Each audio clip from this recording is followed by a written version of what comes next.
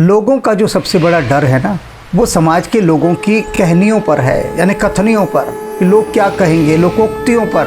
अहो बत महत् पापं कर्तुं व्यवसिता वयं यद्राज्य सुखलोभेन हन्तुं स्वजनमुद्यताः। ज्ञान, ध्यान और प्रेम की गंगा में बहें कृष्ण के साथ। अब ये जो कृष्ण के साथ बहना है अर्जुन का, इस बहने में वो कई जगह पर बहक रहा है और उसके बहकने के अपने कारण हैं। और बहका हुआ व्यक्ति एक बात को बार बार कहता है। एक भक्त का संदेश आया कि अर्जुन जो बात कह रहा है उसमें बहुत रिपीटिशन है। रिपीटिशन माने पुनरावृत्ति। पुनरावृत्ति अर्थात अपनी बात को वो बार बार दोहरा रहा है। एक बात जो वो पहले कह चुका है फिर वही बात कहता है, फिर तीसरी बार वही बात कहता है। वो बार बार वही बात कही जा रहा है। लेकिन भक्तों को एक बात समझनी चाहिए कि ये जितने भी हमारे आध्यात्मिक ग्रंथ हैं ये असाधारण हैं, साधारण नहीं है। और इनमें जो भी बात कही गई है बहुत गहरी बातें कही गई हैं। और गहरी बातें करने के लिए और उनको समझने के लिए दोनों ही दृष्टियों से हमें प्रतिभाशाली होना चाहिए। प्रतिभाशाली वही होता है जो बात के गहरे अर्थ समझ लेता है।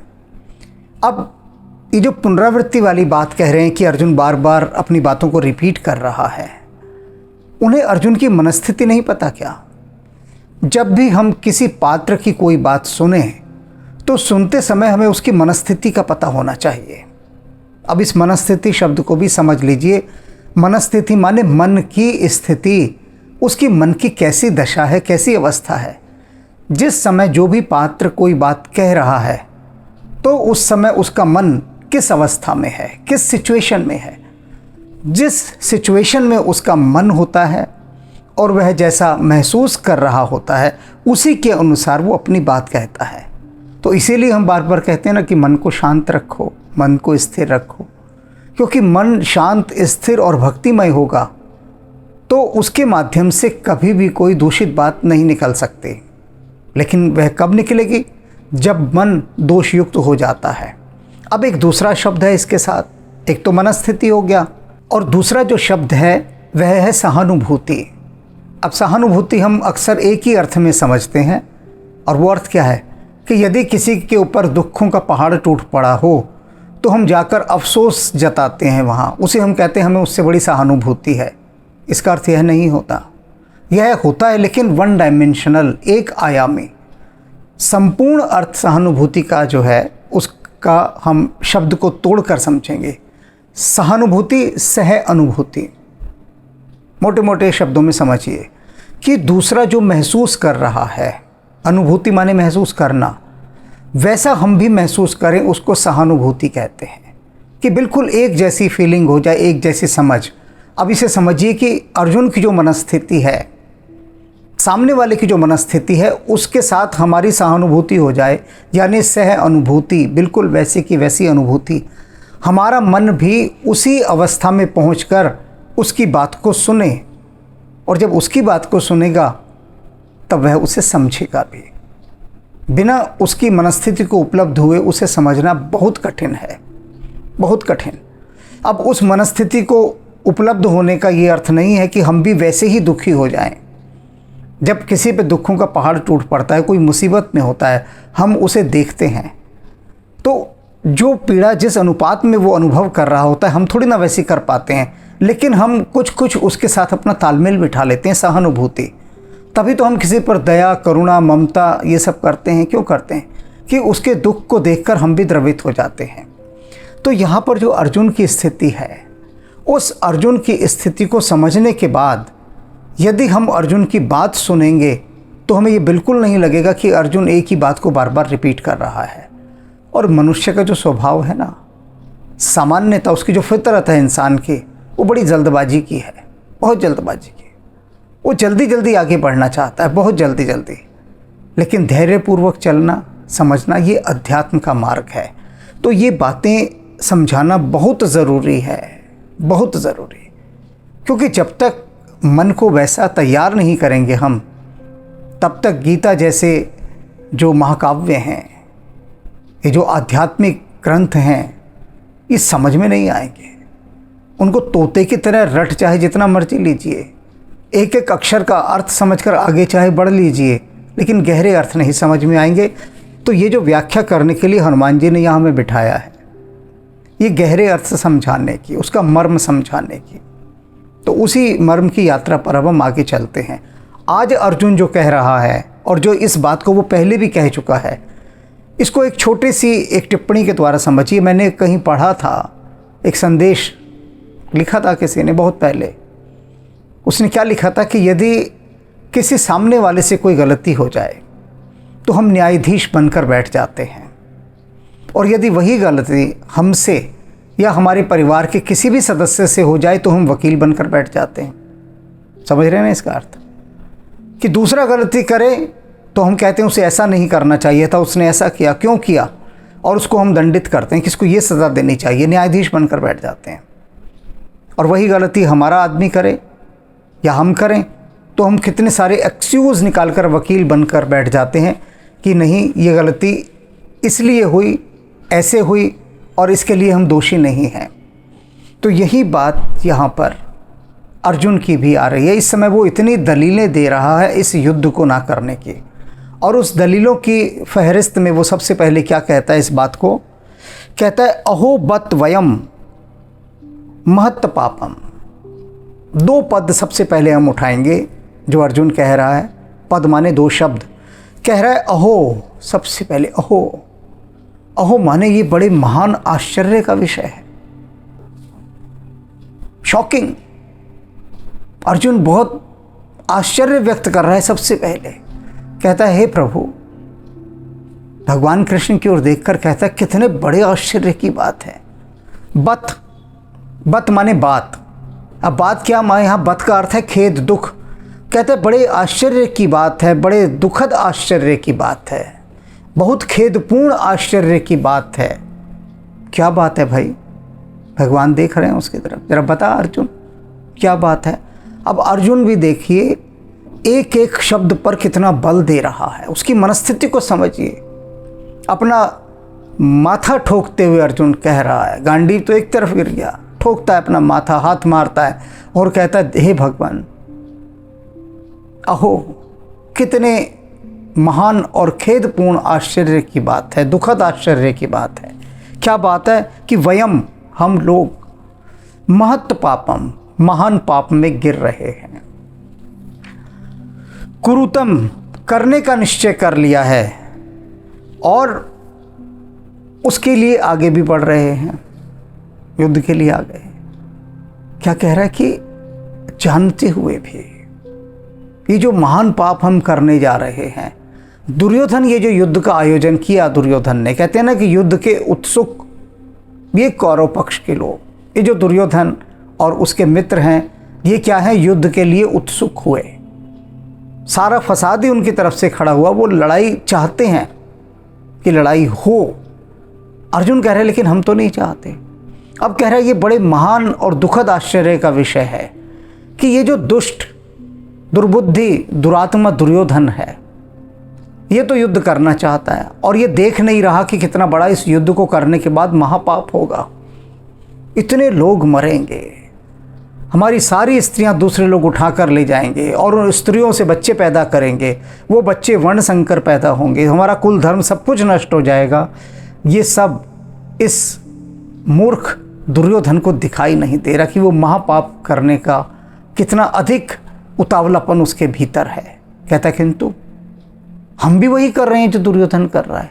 तो ये बड़े महान दुखद आश्चर्य का विषय है कि चलो वो तो लड़ना चाहता है, हम ना लड़ें। हमें तो पता है ना कि युद्ध से कितना महाविनाश होगा, उसे नहीं पता। तो जब उसे नहीं पता तो उसकी बात हम छोड़ते हैं भगवान, हम ही विड्रॉ कर लेते हैं, हम ही पीछे हट जाते हैं इस युद्ध से, क्योंकि हम तो जानते हैं और जानते बूझते भी हम युद्ध के लिए अग्रसर हैं, उतावले हैं। तो ये तो बड़े महान आश्चर्य का विषय है, बड़ा महान आश्चर्य। अब अर्जुन से यहाँ एक बात कोई पूछे, वही जो बात मैंने अभी शुरू में बताई थी कि दूसरा कोई गलती करे तो हम न्यायाधीश बन जाते हैं, वही भूल अगर हम करें या हमारा अपना आदमी करे तो हम वकील बन जाते हैं। यही बात कोई अर्जुन से पूछे कि एक बात बता, आज तुझे ये वर्ण संकर सब दिखाई दे रहा है, उस समय कहाँ था जब तू दूसरे राजाओं को जीतने जाता था? बहुत युद्ध लड़े हैं अर्जुन ने, और जैसा मैंने पीछे बताया भी, अर्जुन का एक नाम धनंजय था। धनंजय का मतलब क्या? मनी प्लांट, जो धन को इकट्ठा करके लाता है, मनी की जो कलेक्शन करता है। अर्जुन के पास एक बहुत बड़ी जिम्मेदारी थी कि तुझे धन लाना है। पांडवों को अपने साम्राज्य के लिए धन चाहिए, तो धन लेकर आ। अब धन कैसे लाया जा सकता है? शक्ति के बल पर।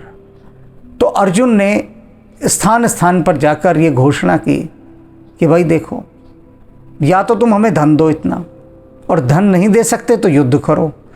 तो अधिकांश राजाओं ने युद्ध करना स्वीकार किया। उन्होंने सोचा ये पांडव जंगलों में रहे हुए ये क्या बिगाड़ लेंगे हमारी इतनी सेना। और अर्जुन ने उस युद्ध में जो पराक्रम दिखाया, न जाने कितने सैनिकों को मार डाला। और जब मार डाला तो युद्ध को जीत कर आया, तो धन को जीत कर आया।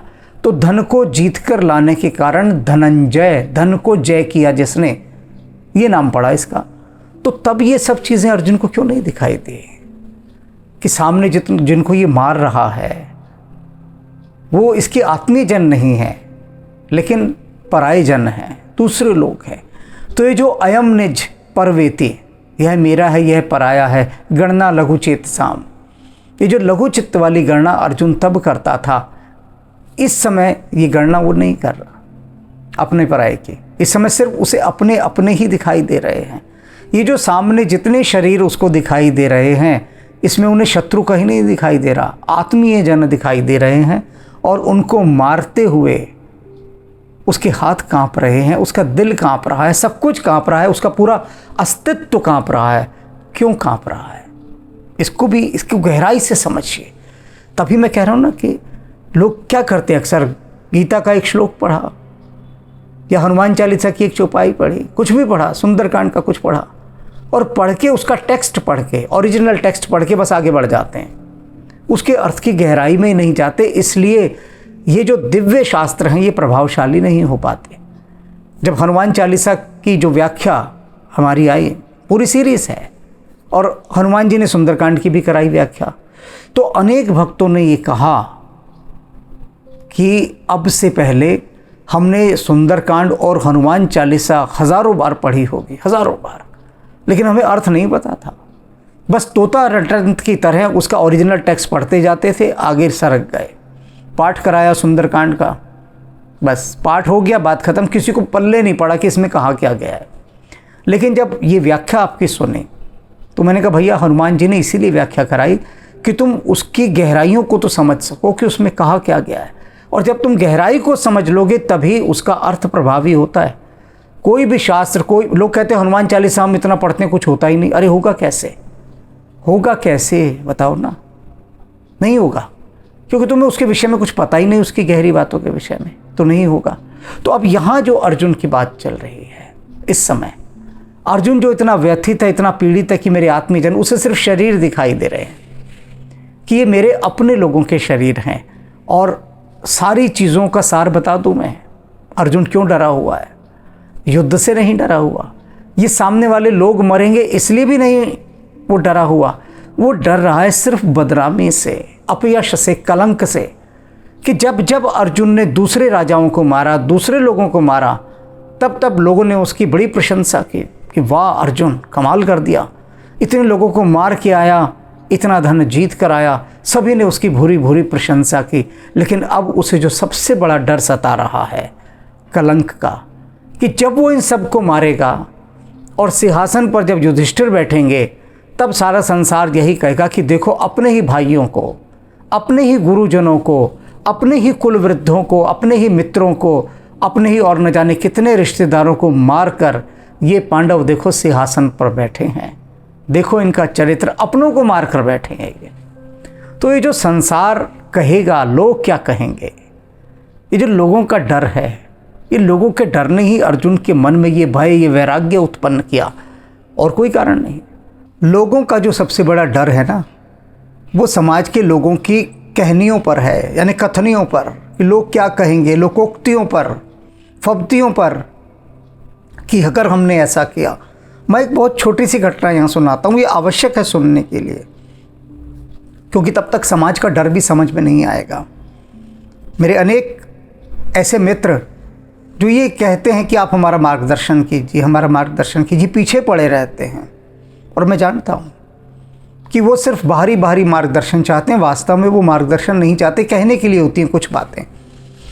तो मैंने उन सभी मित्रों का एक मार्गदर्शन किया। सभी के बच्चे बड़े हो गए थे, विवाह योग्य है, किसी की लड़की का विवाह है, किसी के लड़के का विवाह है। तो मैंने कहा सुनो, एक काम करो, विवाह होने जा रहा है और हमारा ईशान ध्यान मंदिर भी बनकर तैयार हो गया है, तो तुम एक काम करो, ईशान ध्यान मंदिर के अंदर अपने बच्चों के फेरे की रस्म रखो, और यदि और भी अच्छा करना है तो जो औरवेली आश्रम है पूज्य स्वामी ब्रह्मदेव जी का, वहाँ रख लो। तो जो ये फेरे की रस्म है जो बहुत महत्वपूर्ण होती है, उस रीति को तुम आश्रम में करो, और उसके बाद रिसेप्शन पार्टी जो कुछ करना है वो बाद में जाके करो। तुम लोग क्या करते हो कि जो फेरे की रस्म है वो भी बैंक्वेट हॉल में करते हो, और वहाँ क्या है, वहाँ कोई आध्यात्मिक परिवेश थोड़ी ना है। उसी रिजॉर्ट में, उसी बैंक्वेट हॉल में सब कुछ मांस शराब इत्यादि ये सब चलता है, अनेक तरह के लोग आते हैं। वहाँ पर आपने उस दिव्य रस्म को किया, उस दिव्य रीति को किया। तो ये जो इतनी बड़ी फेरे की रस्म है, इसे आश्रम में करो। परिवार के गिने चुने लोग जाओ, बस गिने चुने लोग, 40-50 लोग दोनों परिवारों के इतने ही पर्याप्त होते हैं जो महत्वपूर्ण लोग हैं। ज़्यादा भी हो जाए तो कोई समस्या नहीं। होता क्या है, अभी जो फेरे हो रहे हैं वो रात को होते हैं, तारों की छाँव में। अरे भैया, रात को कोई फेरे का समय होता है? तुम रात 1 बजे 1:30 बजे फेरे रख रहे हो वहाँ पर। आधे से ज़्यादा लोग तो वहीं पर लुढ़क के पड़े होते हैं, कोई सोफ़े पे पड़ा है, कोई नीचे कारपेट पे पड़ा है, सबको नींद आ रही है। ऐसे में तो इस बेहोशी और मदहोशी में तो फेरे होते हैं। तो उन सब लोगों ने क्या कहा कि जी नहीं, बच्चे नहीं मान रहे कि आश्रम में कोई फेरे किए जाते हैं, कोई पार्टी वार्टी वहाँ नहीं हो सकती। मैंने कहा पार्टी शाम को हो जाएगी, सिर्फ फेरे की रस्म करो, और उसके बाद वहाँ पर एक गुरु का लंगर चले, भंडारा हो, तुम ही लोग उस प्रसाद को छको, और फिर वापस अपने अपने पार्टी डेस्टिनेशन पर पहुँच जाओ। लेकिन एक ने भी आज तक इस परामर्श को स्वीकार नहीं किया, क्योंकि सब समाज से डरते हैं। वो कहते हैं कि ऐसे स्थान पर जाकर क्यों फेरे किए जाएं। समाज का डर कि लोग क्या कहेंगे, कोई नहीं मान रहा। लड़के वाले कहते हैं लड़की वाला नहीं मान रहा, लड़की वाला कहता है लड़के वाले नहीं मान रहे। यानी वो सब लोग नहीं मान रहे जो रोज़ सुबह शाम मंदिर जाते हैं, पूजा पाठ करते हैं। वे लोग नहीं मान रहे जिन्होंने विवाह करने से पहले 1000 बार पत्रियों को मिलवाया। अब ये देखो, अब ये कौन सी उनको बुरी सलाह दी जा रही है? उनको वह शुभ सलाह दी जा रही है कि मंदिर में, आश्रम के मंदिर में जाकर, वहाँ पर जब विवाह की रस्म होगी तो वहाँ पर जितनी भी दिव्य ऊर्जाएं हैं, जो भी ध्यान की ऊर्जाएं हैं, उनका आशीर्वाद प्राप्त होगा। लेकिन आशीर्वाद लेना किसे है? वो तो बस कार्ड में लिखना है कि वर वधू को आशीर्वाद देने पधारें। कौन से वर वधू, कैसे वर वधू? लोग जाते हैं, वर वधू वहाँ पर बैठे ही नहीं होते। लड़की 11 बजे आती है ब्यूटी पार्लर से, तब तक लोग खाना वाना खा के सब निकल चुके होते हैं। कहाँ का वर वधू का आशीर्वाद? ये सब ड्रामेबाजी चल रही है, और समाज भेड़ चाल में चलता है उसी ड्रामेबाजी में। और उसी ड्रामेबाजी में ये अर्जुन भी चल रहा है यहाँ पर इस समय, क्योंकि मनस्थिति वैसी है ना। अर्जुन जैसे प्रतिभाशाली और मेधावी और इतने गुणवान व्यक्ति के लिए ये शब्द उचित नहीं है कहने की ड्रामेबाजी चल रही है, लेकिन कहना इसलिए पड़ रहा है अर्जुन की ड्रामेबाजी चल रही है क्योंकि उसकी मनस्थिति इस समय दूसरी है। वो होश में ही नहीं है, वो मोहग्रस्त हो चुका है, विषादग्रस्त हो चुका है। इसीलिए जो पहला अध्याय है ये अर्जुन और कृष्ण के विषाद योग पर जो संवाद हो रहे हैं उस पर है। ये विषाद योग है, दुख से भरा हुआ। तो एक दुख से भरा हुआ व्यक्ति जो कह सकता है, भय से भरा हुआ व्यक्ति जो अपने भीतर की भड़ास निकाल सकता है, वही सब अर्जुन यहाँ निकाल रहा है, और पूरी भीतर की गहराइयों से निकाल रहा है। वो छोड़ नहीं रहा, उसे ये संकोच भी नहीं हो रहा कि कृष्ण उसके विषय में क्या सोच रहे होंगे कि ये क्या है भाई, ये क्या कर रहा है, ये बोल क्या रहा है। इसको समझ भी है जो बोल रहा है, लेकिन अर्जुन इस बात की कोई फिक्र नहीं कर रहा। वो सब बोल रहा है, कह रहा है कि यत राज्य सुख लोभेन स्वजनम हंतु उद्यता, कि हम इस राज्य के सुख के भोग के लिए स्वजनम, अपने ही लोगों को हंतुम उद्यता, मारने के लिए उद्यत हो गए हैं, तैयार हो गए। बात बहुत गहरी कह रहा है अर्जुन, बहुत गहरी। पिछले कई सालों में आपने कई किस्से ऐसे सुने होंगे कि भाइयों ने अपने ही भाइयों को गोलियों से उड़ा दिया, हत्याएं कर दी भाइयों ने। किस लिए? संपत्ति को लेके, पैसों को लेके। एक भाई अमीर है, दूसरा भाई अमीर नहीं है, या दोनों भाई अमीर हैं, तो एक भाई ने दूसरे भाई को मार डाला। अब एक भाई दूसरे भाई को मार रहा है। वही बात तो यहाँ अर्जुन कह रहा है कि किस लिए मारते हैं हम? इस राज्य के सुख के लिए अपने जनों को मारते हैं। वे लोग जिन्होंने अपने अपने भाइयों को मारा, उन्होंने क्या कभी सोचा इस तरह से जैसे अर्जुन सोच रहा है? यह वैराग्य यदि उनके मन में उस समय आ गया होता तो उन्होंने अपने भाइयों को कभी नहीं मारा होता। मैंने अनेक भाई ऐसे देखे हैं जिनके पास अरबों खरबों रुपए हैं, खरबों रुपए, बेहिसाब इतना पैसा है, संख्याओं में नहीं बोलते, मोटे मोटे शब्दों में कहूँ, दोनों भाइयों, तीनों भाइयों के पास या अनेक भाइयों के पास इतना पैसा है, इतना पैसा है कि वो 7 जन भी बैठकर गिनते रहें तो ख़त्म नहीं हो, इतना पैसा। और उन भाइयों में मनमुटाव देख लो कितना, बेहद मनमुटाव। एक भाई दूसरे भाई की शक्ल देखकर राजी नहीं। पैसा बहुत है, लेकिन वे 2 भाई या 3 भाई या जितने भी भाई एक दूसरे से विमुख हुए पड़े हैं, कोई किसी की शक्ल देखकर राजी नहीं। अब बताइए ये सब किसके कारण से हुआ? पैसे के कारण से। और दोनों भाई, तीनों भाई, जितने भी भाई, सब एक दूसरे का अहित करने के लिए तत्पर हैं कि कैसे किसको मारा जाए, नीचा दिखाया जाए और कैसे उससे ऊंचा उठा जाए। वही बात तो यहाँ अर्जुन कह रहा है कि हम तो समझदार हैं। सारी दुनिया ये कहते भाई पांडव बड़े बुद्धिमान हैं, बहुत समझदार हैं, तो हमारी समझ कहाँ गई भगवान, ये बताइए। अहो बत, ये बड़े दुखद खेद की बात है कि हम सब कुछ जानते बूझते हम युद्ध में उतर रहे हैं। हम तो समझदार हैं ना, दुर्योधन तो मूर्ख है। हम भी कहते हैं, दुनिया भी कहती है, सारा संसार कहता है कि वो तो बिल्कुल हठ बुद्धि है, एक ज़िद्दी बच्चा है, उसे जो करना है वो करेगा ही करेगा। वो देखता नहीं कि ये धर्म है, अधर्म है, इसमें लाभ है, हानि है, पाप है, पुण्य है, क्या है, उसको कुछ नहीं देखना। वो तो ज़िद्दी बच्चा है, हठी, दुरात्मा है, दुर्बुद्धि है। लेकिन हम तो ऐसे नहीं है ना। हमारी जो इमेज है, हमारी जो छवि है, वो पूरे संसार में किस तरह की है? मेरे बड़े भाई को लोग धर्मात्मा कहते हैं, धर्मराज युधिष्ठिर। तो हम जो धर्म के पथ पर हैं, हमें तो समझना चाहिए ना, हमारी बुद्धि को क्या हो गया कि हम युद्ध में उतर आए। और इसीलिए मुझे ये बहुत गहरा दुख हो रहा है, मन निराशा से भर गया है, हतोत्साहित हो गया है, शरीर कांप रहा है इसी कारण से। तो भगवान, मैं तो ये युद्ध नहीं चाहता। अर्जुन अपनी इस प्रकार की यहाँ पर अनेक दलीलें दे रहा, ये वो पहले भी दे चुका है, दोबारा से उन्हीं बातों को दोहरा रहा है। उसके बीच में उसने कारण बताए बहुत सारे कि युद्ध होगा तो उसका विनाश कितना होगा, उसके दुष्परिणाम कितने होंगे। आप देखते हैं जब भी कहीं युद्ध होता है, अगर 2 राष्ट्रों का युद्ध हो रहा है तो उस युद्ध का पूरा प्रभाव पूरे संसार पर पड़ता है। हम ये नहीं कह सकते कि हम तो उस युद्ध में सम्मिलित ही नहीं हो रहे। मत हो सम्मिलित, बिल्कुल मत हो, लेकिन उसका दुष्परिणाम तो भोगना पड़ेगा ना, क्योंकि संसार संयुक्त है, जुड़ा हुआ है। वसुधैव कुटुंबकम, पूरा संसार एक परिवार है। तो हम यह नहीं कह सकते कि अगर वे दोनों लोग लड़ रहे हैं तो हमें क्या फ़र्क पड़ता है, और फ़र्क पड़ता है और संसार देखता है, क्योंकि सब जुड़े हुए हैं। तो वही सारी चीज़ें अर्जुन को दिखलाई दे रही हैं, क्योंकि ये जो युद्ध होने जा रहा है ये कोई साधारण युद्ध नहीं है, बहुत असाधारण युद्ध है।